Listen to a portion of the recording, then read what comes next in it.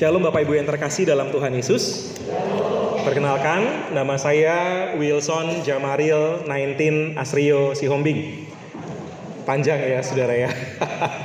Saudara, saya bersyukur kepada Tuhan berikan kesempatan untuk boleh memberitakan firman Tuhan pada hari ini saudara. Kita akan sama-sama belajar saudara, tema kita hari ini adalah standar versus kesempatan yang kedua. Kita akan belajar dari Kisah Para Rasul pasal yang ke-15. Kita akan baca dari ayat 35 sampai 41, tapi kita akan merenungkan dari ayat 36 sampai 41. Mari sama-sama kita membaca bagian firman Tuhan ini, saudara. Saya akan baca ayat 35, saudara baca ayat 36 bergantian, dan nanti ayat 41 kita baca bersama-sama. Demikian firman Tuhan. Kisah Para Rasul 15 ayat 35 sampai 41. Paulus dan Barnabas tinggal beberapa lama di Antiokhia. Mereka bersama-sama dengan banyak orang lain mengajar dan memberitakan firman Tuhan.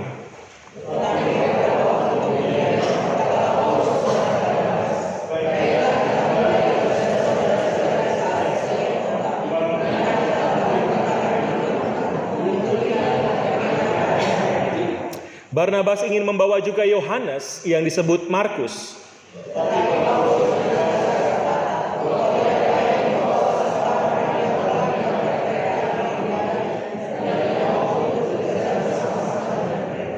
Hal itu menimbulkan perselisihan yang tajam sehingga mereka berpisah, dan Barnabas membawa Markus juga sertanya berlayar ke Siprus.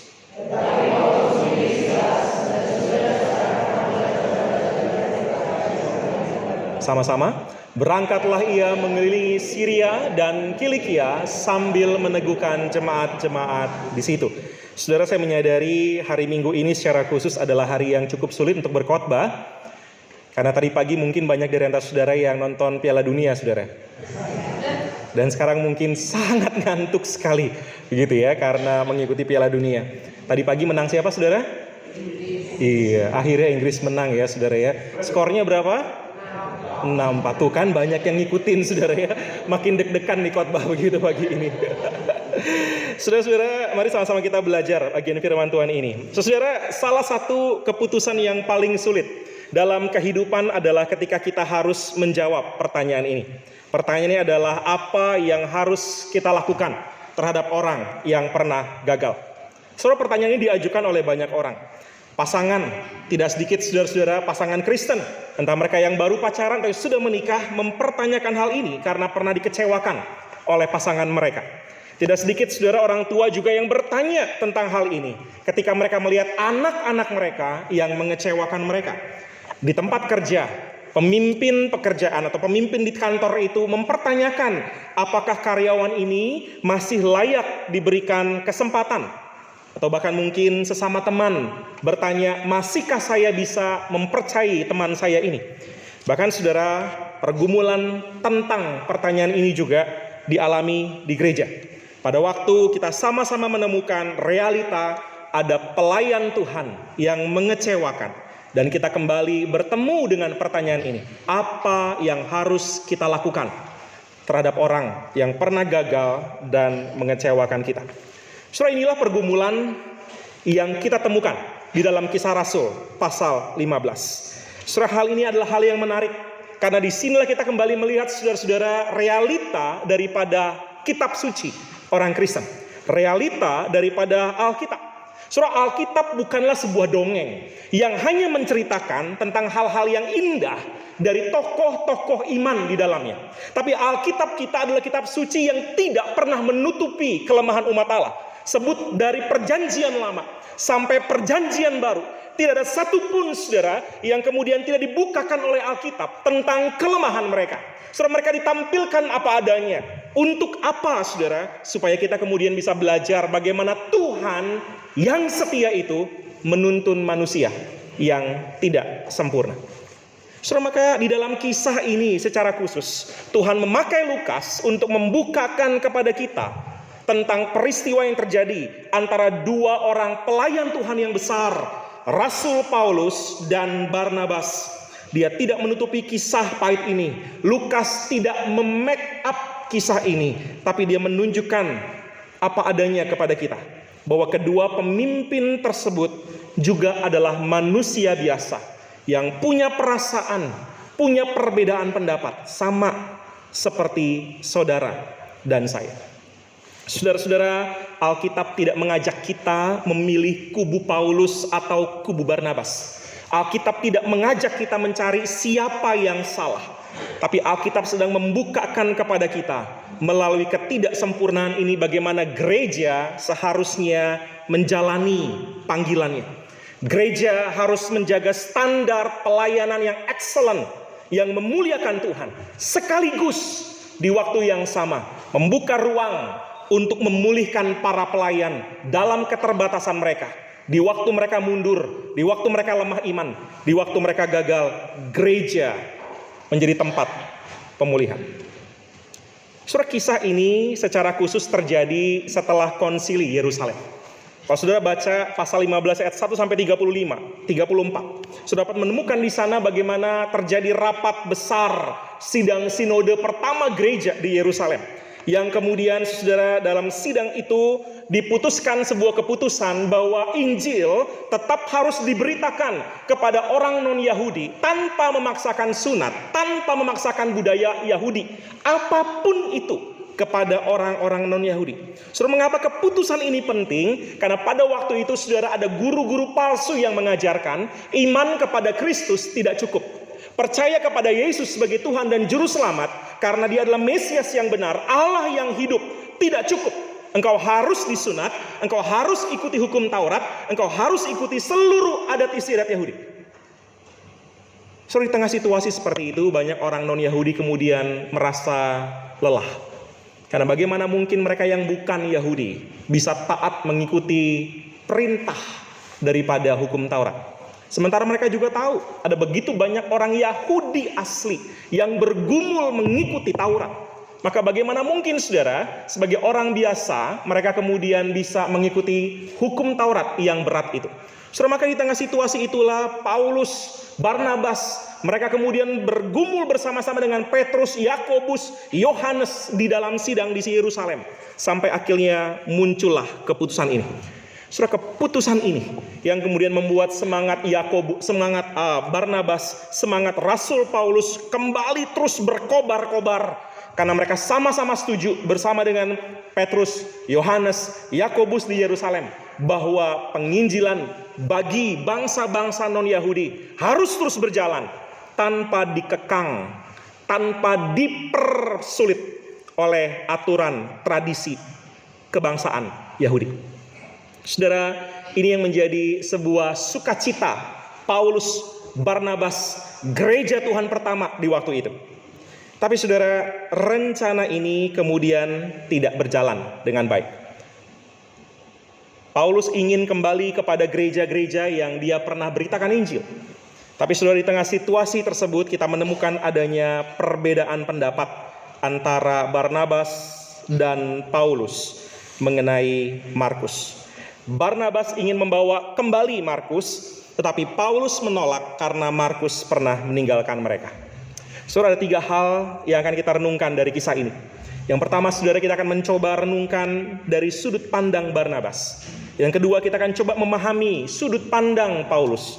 Dan yang terakhir, kita akan melihat dari sudut pandang Allah yang empunya pelayanan. Yang pertama, saudara, mari sama-sama kita perhatikan.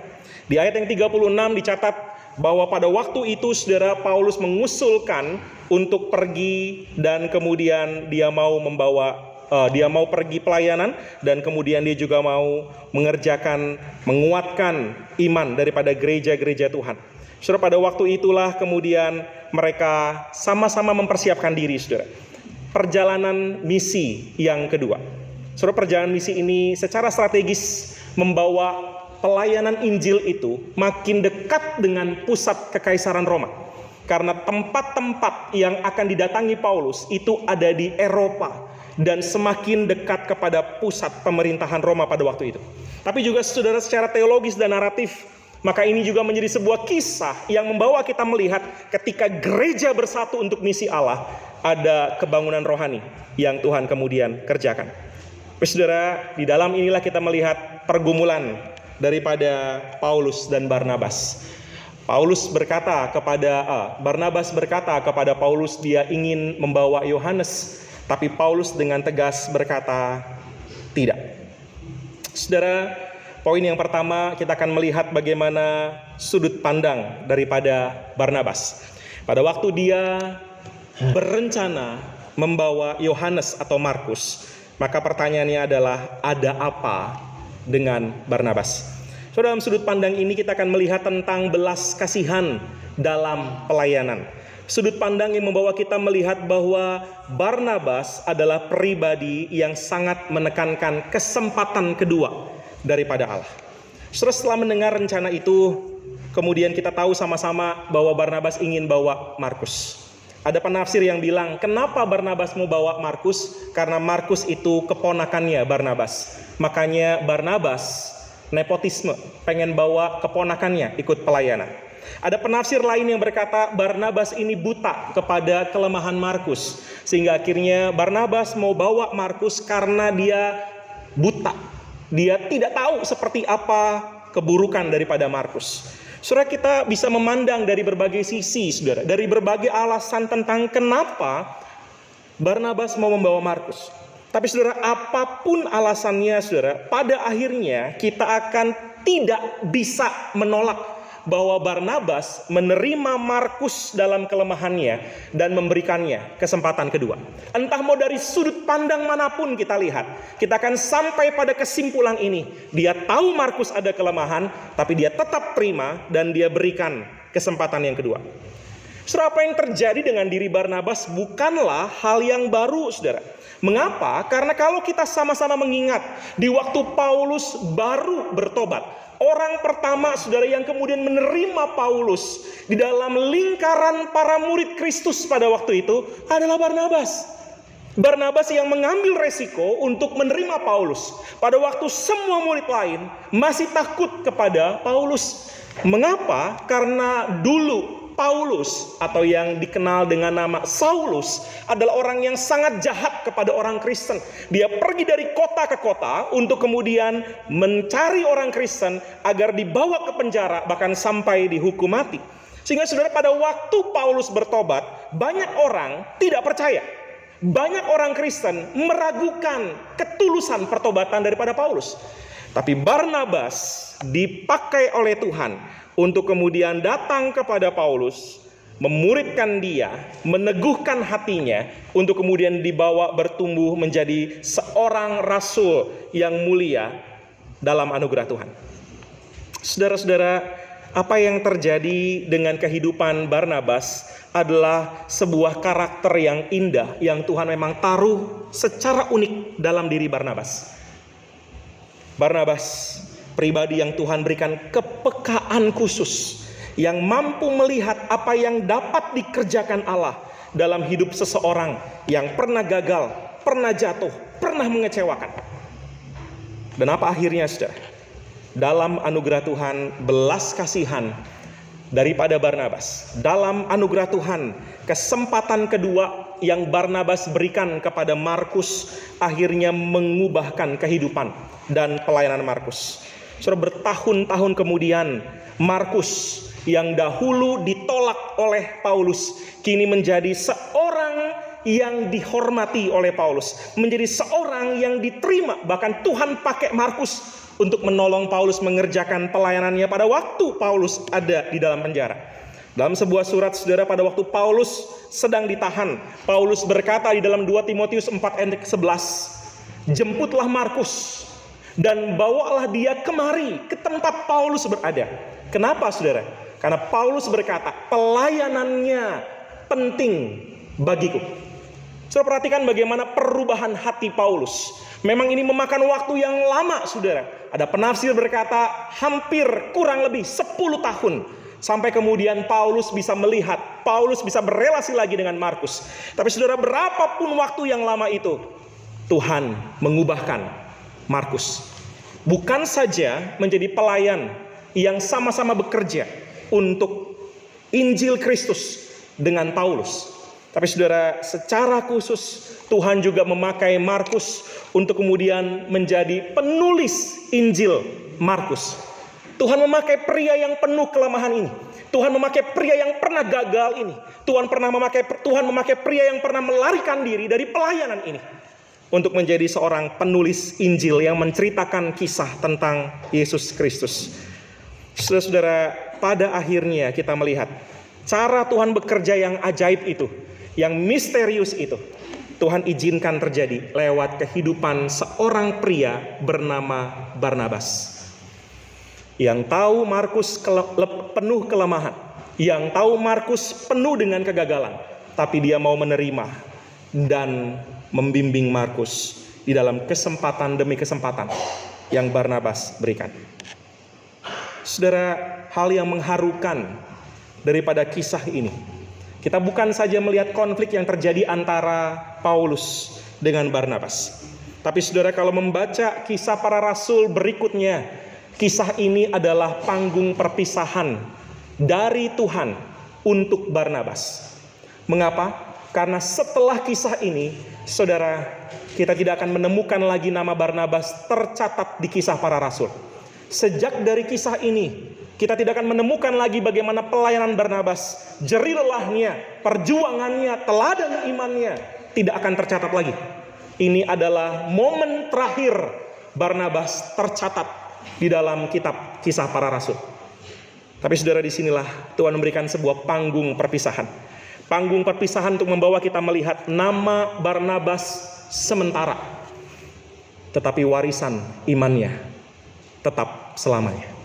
Karena belas kasihan yang dia tunjukkan kepada Markus, kesempatan kedua yang dia tunjukkan kepada Markus, Tuhan berkati itu untuk kemudian membawa Markus bertumbuh menjadi pelayan Tuhan yang namanya jauh lebih besar daripada Barnabas.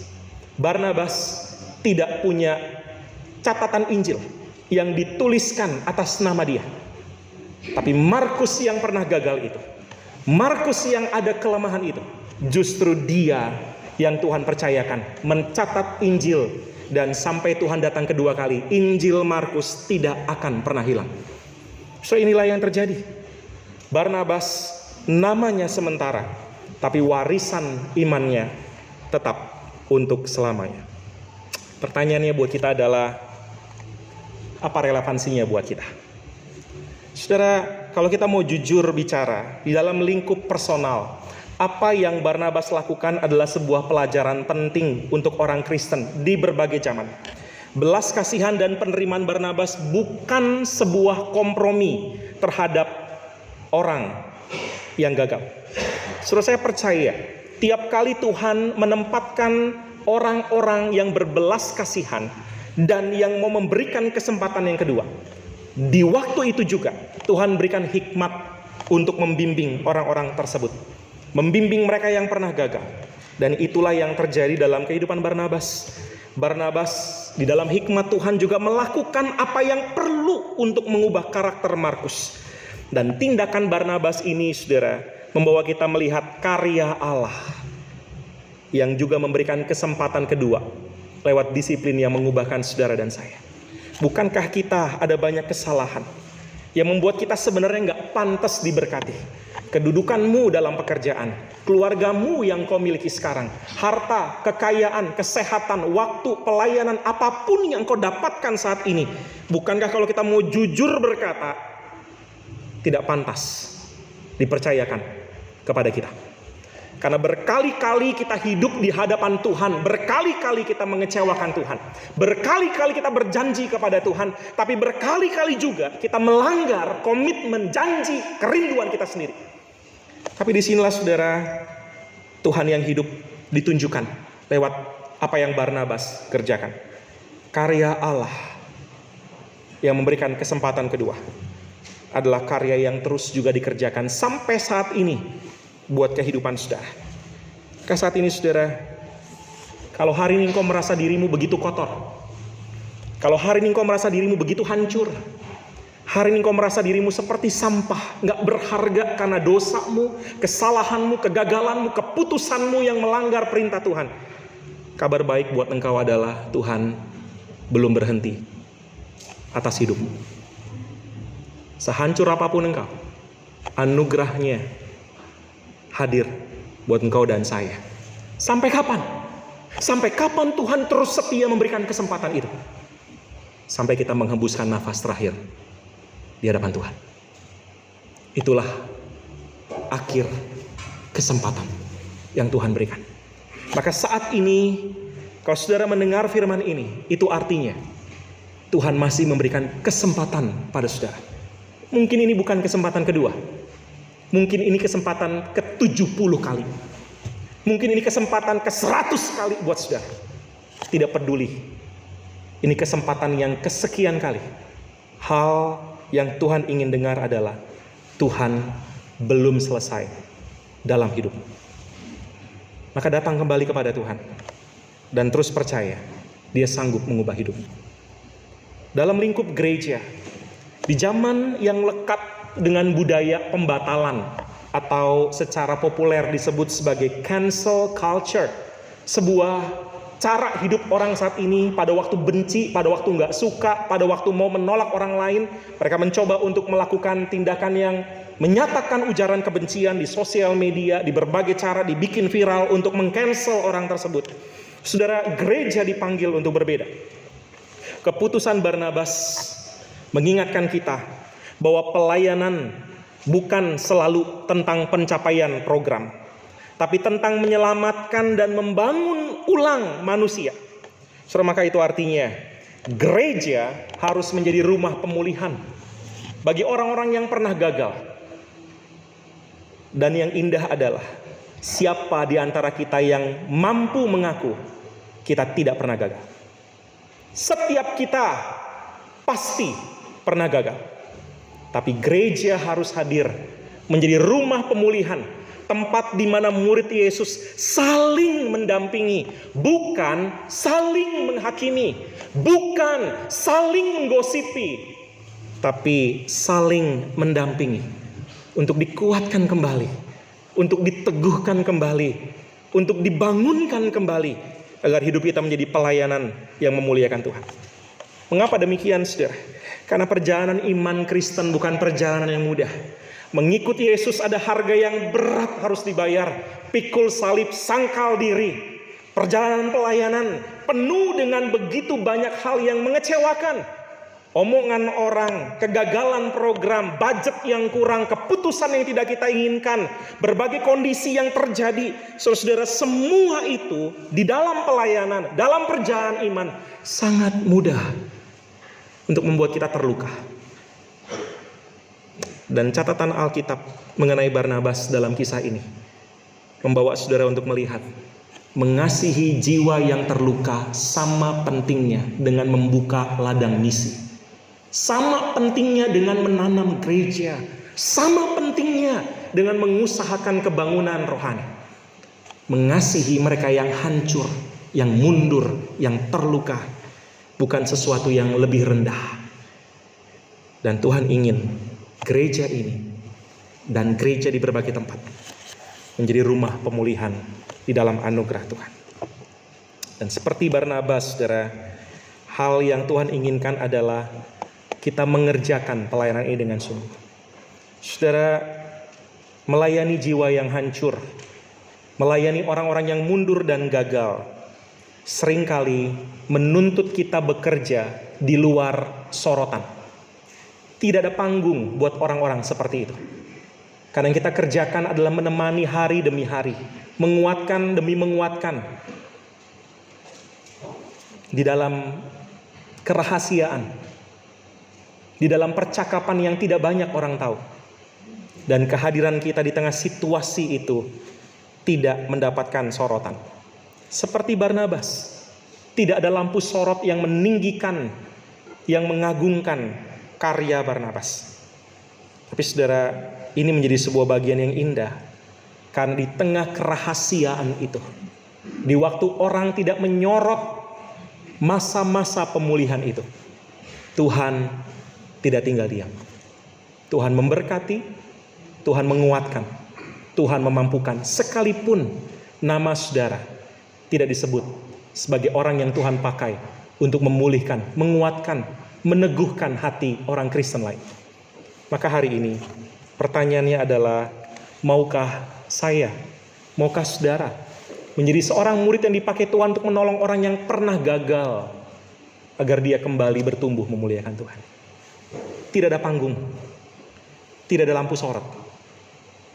Tapi maukah engkau dipakai oleh Tuhan di dalam kerahasiaan itu? Yang kedua, saudara, kita sudah melihat pandangan Barnabas di poin yang pertama. Sekarang kita melihat di ayat yang ke-38. Dan kita akan menemukan poin yang kedua dari sudut pandang Paulus yang menekankan sebuah standar di dalam pelayanan. Saudara, ketika Barnabas mengusulkan untuk membawa Markus, Paulus menolak dengan tegas karena Markus pernah lari meninggalkan mereka di Pamfilia. Menariknya saudara, saat Markus pertama kali meninggalkan mereka di pasal 13, Lukas mencatatnya dengan kata yang netral, Markus pergi atau Markus pulang. Tapi saudara, di pasal 15 ini, ketika Paulus memberikan alasannya, Lukas mencatat menggunakan kata yang berarti Markus berkhianat atau Markus tidak setia. Markus melarikan diri, meninggalkan tugas. Saudara-saudara, ini menjadi beban yang berat buat Paulus. Mengapa? Karena kita tahu saudara, sepak terjang Paulus sebagai seorang misionaris yang rela menderita, sebagai seorang misionaris yang rela menanggung berbagai macam bahaya demi pekerjaan Tuhan. Mengapa? Karena memang Paulus sangat menghormati pekerjaan Tuhan.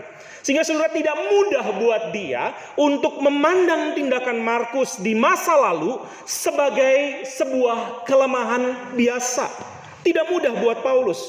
Saudara, Paulus menilai bahwa pekerjaan Injil akan berada di dalam resiko yang besar jika Markus diizinkan lagi untuk ikut bersama dengan mereka. Bagi Paulus, Markus yang saat itu belum terbukti dapat dipercaya akan mengacaukan, akan punya potensi mengacaukan pelayanan misi yang mereka kerjakan kepada bangsa-bangsa lain. Mengapa demikian? Karena saudara, Paulus tahu betul perjalanan misi selalu menuntut komitmen dan kesetiaan yang tinggi. Ada sakit penyakit di situ, ada mara bahaya di situ, ada orang-orang yang membenci di situ, ada berbagai macam situasi kondisi yang dapat membuat seseorang kehilangan nyawa atau bahkan mungkin juga menderita di situ. Saudara, maka Paulus tahu saudara harga yang harus dibayar dalam pekerjaan misi.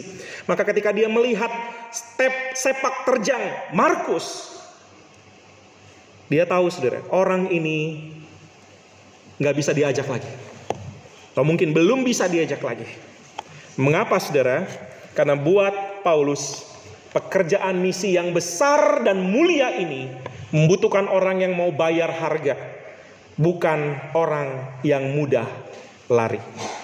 Saudara, bila kita perhatikan perselisihan ini bukan tentang kebenaran doktrin.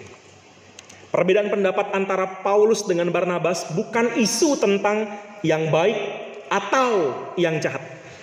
Tapi isu yang muncul antara Paulus dan Barnabas adalah apa yang pantas dan tidak pantas. Dan bagi Paulus, sudah sepantasnya seorang pelayan Injil yang akan pergi kepada bangsa-bangsa punya standar yang excellent, standar yang tinggi, standar yang tidak main-main. Sehingga dalam hal ini, demi pekerjaan Injil, demi pertumbuhan iman jemaat, Paulus dengan tegas mengambil keputusan untuk menolak Markus. Saudara, sudut pandang Paulus bukan karena dia benci Markus, tapi karena dia melihat ada pekerjaan yang mulia yang membutuhkan seorang pekerja yang tidak main-main. Lalu apa relevansinya buat kita? Saudara, dalam lingkup personal, pendapat Paulus ini membawa kita mengingat bahwa ketika Kristus datang ke dunia, dia datang melayani, dia datang mengajar, Yesus menanggung penderitaan, bahkan sampai mati di kayu salib, bukan dengan main-main. Kristus tidak menyerah dan melarikan diri dari seluruh perjalanan pengorbanannya itu. Tapi Yesus serius mengerjakannya bagi keselamatan kita. Dan Paulus menyadari itu, saudara. Maka Paulus bisa bercerita banyak tentang pengorbanan Kristus. Bahkan Paulus bisa berkata bahwa apa yang dulu keuntungan buat dia, Di dalam kehebatannya, identitasnya, jabatannya sebagai murid Gamaliel, seorang Farisi yang sangat terkenal, Paulus bisa berkata, semua keuntungan itu aku anggap sebagai sampah karena mengenal Kristus. Saudara, maka perhatikan bagaimana seriusnya Paulus melihat pemberitaan Injil itu. Maka saudara, dalam benak Paulus ingin setiap kita juga menyadari bahwa Kristus yang mulia pantas dan layak memiliki pelayan yang mengerjakan pelayanan dengan kesungguhan karena menghormati Kristus. Saudara, Paulus ingin agar setiap kita juga menyadari, saudara, betapa kita tidak boleh main-main ketika Tuhan percayakan sebuah pelayanan, sebuah jabatan, sebuah kesempatan. Ini bukan sekedar bicara tentang apa yang kau kerjakan di gereja. Ini juga bicara tentang ketika hidupmu sebagai ibu atas anak-anak yang Tuhan percayakan. Ini bicara tentang hidupmu sebagai ayah, sebagai suami. Ini bicara tentang hidupmu dalam pekerjaanmu. Ini bicara tentang hidupmu dalam relasimu dengan orang-orang di sekitarmu. Ini bicara tentang hidupmu dalam finansial yang kau miliki, karunia yang Tuhan percayakan, prestasi yang Tuhan berikan. Tuhan ingin kau tidak main-main atas semua itu, tapi kau mengerjakannya dengan sungguh karena kau menghormati Kristus yang lebih dulu berkorban, menderita dengan serius demi keselamatan kau dan saya. Saudara, di dalam lingkup gereja, budaya kita sering kali menghindari pembicaraan tentang standar demi menjaga perasaan orang. Gak apa-apa deh singernya begini, gak apa-apa deh WL-nya begini, gak apa-apa deh majelisnya begitu, gak apa-apa deh pelayan-pelayannya begini dan begitu. Karena kita takut menyinggung perasaan orang. Tapi saudara, Tuhan memanggil gereja untuk punya sebuah standar pelayanan yang excellent, standar pelayanan yang terbaik. Mengapa saudara? Karena pada waktu gereja menyiapkan dan menggunakan standar terbaik dalam pelayanannya, itu adalah bentuk nyata saudara mengasihi jemaat yang melayani, saudara juga mengasihi jemaat yang dilayani. Saudara bayangkan, kalau hari ini saudara punya keluarga yang sakit, apakah saudara akan membawa anggota keluarga saudara yang sakit itu untuk ketemu mahasiswa kedokteran yang belum lulus? Saya yakin tidak, saudara.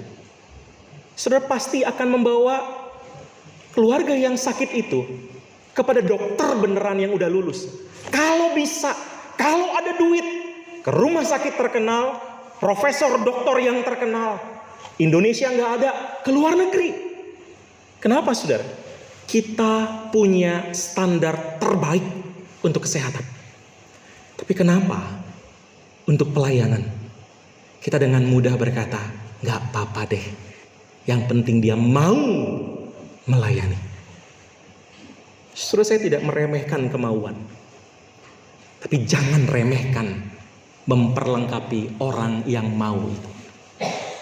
Saudara bayangkan kalau hari ini juga di akhir kebaktian, Pak Thompson, gembala saudara, kemudian mengumumkan mulai hari ini yang khotbah tidak lagi cuma hamba Tuhan lulus STT.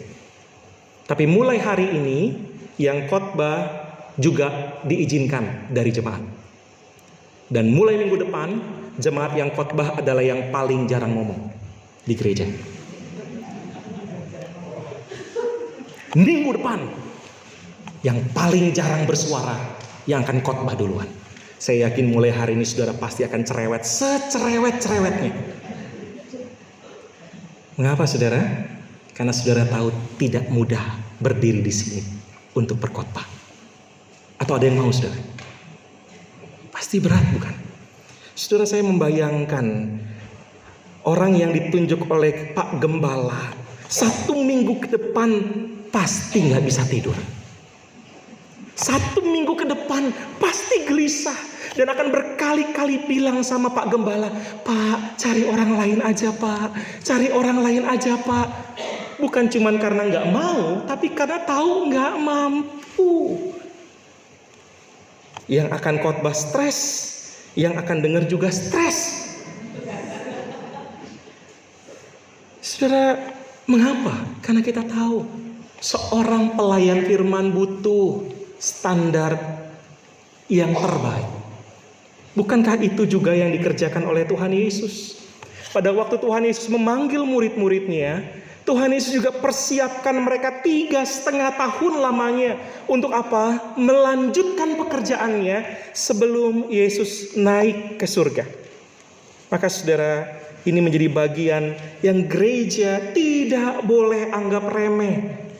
Saudara percayalah, mempersiapkan dan memegang standar pelayanan yang terbaik adalah cara yang terindah kita mengasihi sesama kita yang melayani maupun yang dilayani.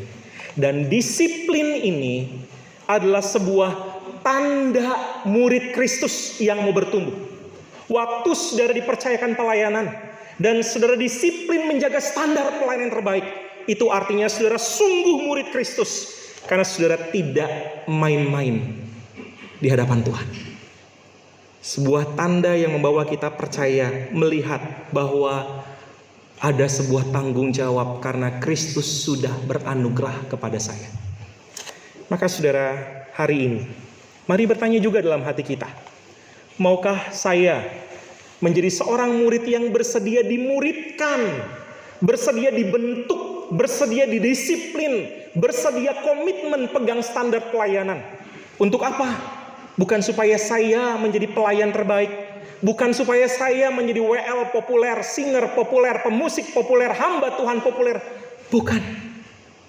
Tapi supaya Kristus menerima penghormatan terbaik dari saya yang Tuhan percayakan pelayanan. Kita memberi yang terbaik bagi kemuliaan Tuhan. Yang terakhir saudara, poin yang ketiga. Kita sudah melihat dari sudut pandang kedua pelayan tersebut. Dan di poin terakhir ini di ayat 39, Lukas kemudian membawa kita melihat sudut pandang daripada Tuhan. Saudara, ini kita akan sama-sama melihat bagaimana di tengah situasi tersebut kedaulatan Allah melampaui keterbatasan umatnya ketika bicara tentang apa yang terjadi dalam konflik ini. Saudara, Lukas menyebut di ayat 39 ini sebagai sebuah perselisihan yang tajam, hingga dua pelayan Tuhan ini berpisah jalan. Tapi perhatikan saudara, apa yang terjadi selanjutnya. Barnabas membawa Markus ke Siprus, Paulus membawa Silas ke Syria dan Kilikia. Saudara, perselisihan tajam ini tidak menghalangi misi Allah. Bahkan dari kisah ini kita dapat berani menyimpulkan bahwa ini adalah sebuah bentuk kedaulatan Allah, kesetiaan Allah atas gereja. Saudara, di dalam kisah ini kita dipertemukan dengan peristiwa di mana Tuhan mengizinkan perselisihan ini. Tapi Tuhan yang sama adalah Tuhan yang juga tetap setia memelihara gerejanya, hamba-hambanya. Dan ini bukan sebuah peristiwa pertama yang dibukakan kisah para rasul tentang keadaan gereja yang tidak sempurna. Kalau saudara masih mengingat, ada sebuah peristiwa duluan yang pernah dibukakan tentang sepasang suami istri, Ananias dan Safira, yang baru bertobat, percaya kepada Kristus, lalu kemudian melakukan tindakan yang memalukan sampai kemudian Tuhan menghukum mereka dengan kematian. Saudara perhatikan bahwa ini bukan pertama kali Lukas mencatat Tuhan membukakan gereja penuh dengan kebobrokan. Dan ini bukan terakhir kali kita akan melihat gereja penuh dengan kekurangan. Sampai Tuhan datang kedua kali, kisah-kisah seperti ini akan terus ada, akan terus muncul. Antara gembala dengan sesama rekan pelayanan, antara gembala dengan majelis, antara hamba Tuhan dengan jemaat, antar sesama majelis, antar sesama jemaat. Kita akan selalu menemukan perselisihan demi perselisihan, kekurangan demi kekurangan gereja. Tapi secara khusus dalam kisah ini, kita melihat kesimpulannya adalah Tuhan membuat dari satu tim utusan Injil yang saleh, yang hebat, Barnabas dan Paulus. Lewat perselisihan ini Tuhan buat menjadi dua tim, tim Paulus dan tim Barnabas. Hal ini memang tidak ideal. Tapi perpisahan fisik seringkali menjadi jalan keluar terbaik untuk menyembuhkan perselisihan. Tapi perselisihan itu harus dilakukan dengan prinsip demi pertumbuhan kerajaan Allah. Bukan karena ego manusia. Bukan karena keras kepala dan ambisi tidak kudus yang dimiliki oleh manusia. Barnabas punya sudut pandang kesempatan kedua, belas kasihan, dan itu sejalan dengan firman.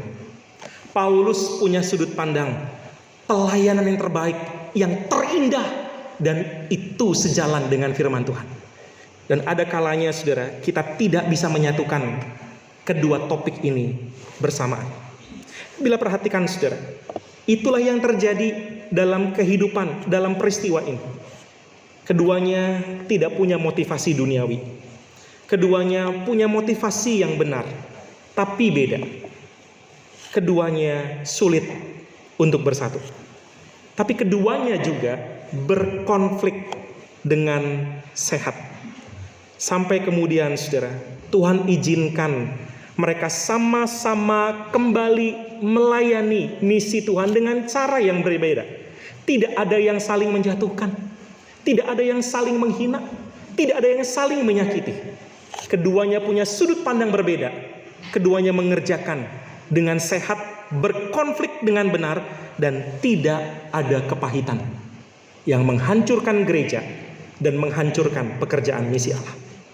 Setelah Tuhan mengizinkan perpisahan ini untuk sebuah misi yang jauh lebih besar dari yang Paulus dapat bayangkan, dari yang Barnabas dapat bayangkan. Apa yang awalnya sebuah perpisahan karena berbeda pendapat, diubahkan Tuhan menjadi sebuah multiplikasi tim penginjilan yang dahsyat. Dan sekarang ada dua tim misi dengan dampak pelayanan yang berlipat ganda. Barnabas dan Markus mengerjakan Pulau Siprus, tempat kelahiran Barnabas. Sementara Paulus dan Silas sama-sama warga negara Roma. Mereka pergi menuju kepada negara Roma, ke tanah pemerintahan Roma. Dua-duanya punya sudut pandang yang berbeda, tapi dalam keunikan mereka masing-masing, Tuhan memberkati mereka. Tapi saudara, mari ingat, jangan jadikan kisah ini sebagai sebuah peraturan. Hamba Tuhan A dengan B, majelis A dengan B, hamba Tuhan dengan jemaat, ada berbeda pendapat, lalu kemudian pakai ayat ini. Paulus dan Barnabas pernah ribut terus pisah. Ya sudah, GSRI Bekasi juga sama. Enggak ya saudara ya. Enggak boleh begitu saudara. Saudara, ini adalah cerita. Sebuah sejarah apa adanya. Ini bukan perintah. Tuhan bukan sedang perintahkan kalau kamu berbeda pendapat, kamu langsung pisah. Seperti Paulus dan Barnabas. Tidak saudara. Saudara, ada seorang teolog yang sangat Tuhan pakai, bernama John Stott. Dia berkata begini, kedaulatan Allah yang berdaulat atas konflik ini tidak boleh dijadikan alasan untuk mewajarkan pertengkaran, bahkan perpecahan di dalam gereja. Tuhan tidak inginkan itu. Tapi bukan berarti Tuhan tidak bisa izinkan. Tuhan bisa izinkan untuk menguji hati manusia. Tuhan bisa izinkan perselisihan untuk menguji hati kita, untuk membukakan kepada kita ada orang-orang yang harus bertobat karena punya ambisi tidak kudus di hadapan Tuhan. Tapi saudara, kisah ini adalah kisah yang membawa kita melihat kedaulatan Allah atas gereja yang dengan setia tetap memelihara gereja. Lalu apa relevansinya buat kita? Saudara, dalam lingkup personal, pertanyaan yang sering kali muncul dari kisah ini adalah siapa yang benar? Apakah Barnabas yang benar atau Paulus yang benar? Saudara, pertanyaan macam itu adalah pertanyaan yang salah. Kenapa pertanyaan itu salah? Karena tiap kali kita baca firman, pertanyaan yang benar adalah karakter Allah seperti apa yang sedang diperkenalkan kepada kita lewat firman ini. Apa yang Allah mau ajarkan kepada kita mengenai dirinya sendiri.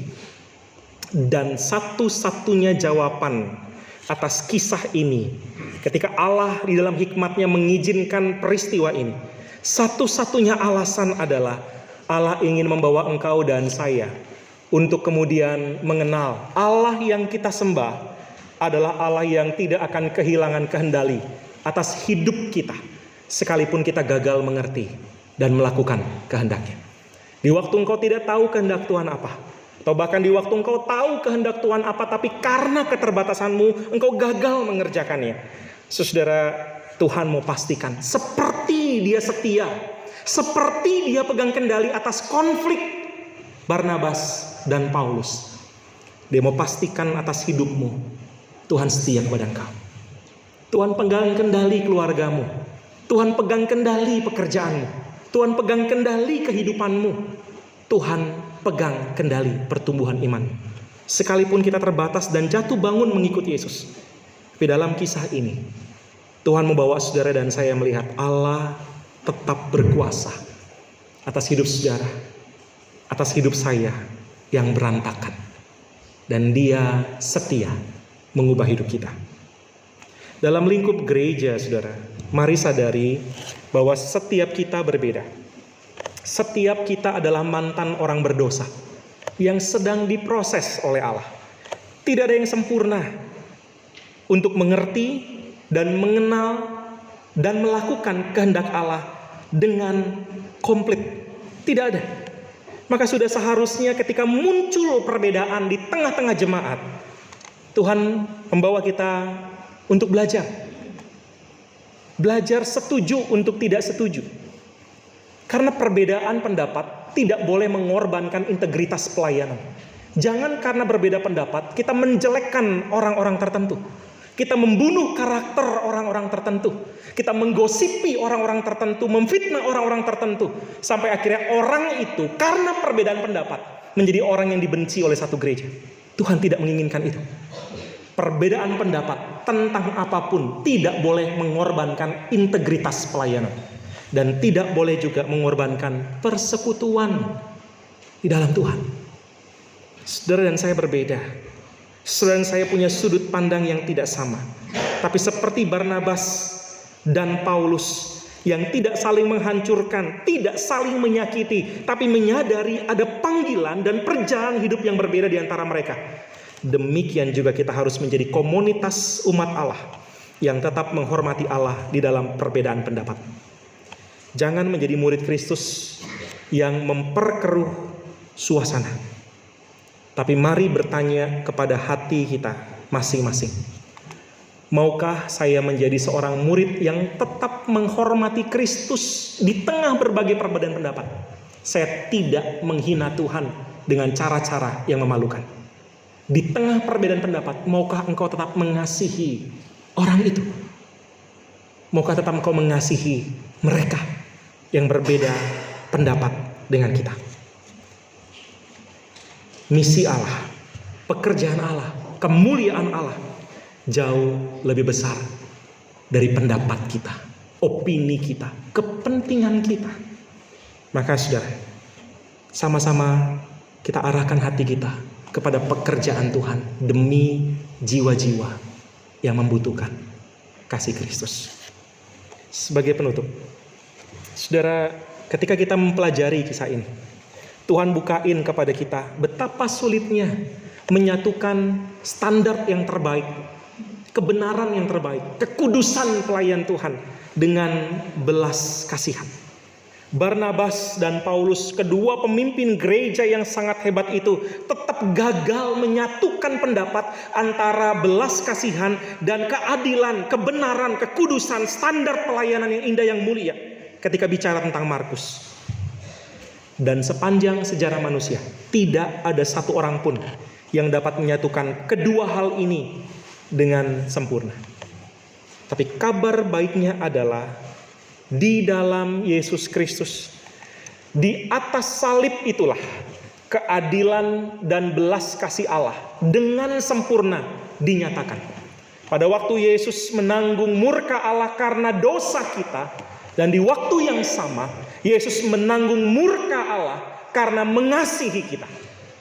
Saudara, disitulah saudara dan saya melihat keadilan Allah ditegakkan, kasih Allah dinyatakan, bukan sebagian, bukan terpecah, bukan terpisah, tapi dengan sempurna di dalam Kristus.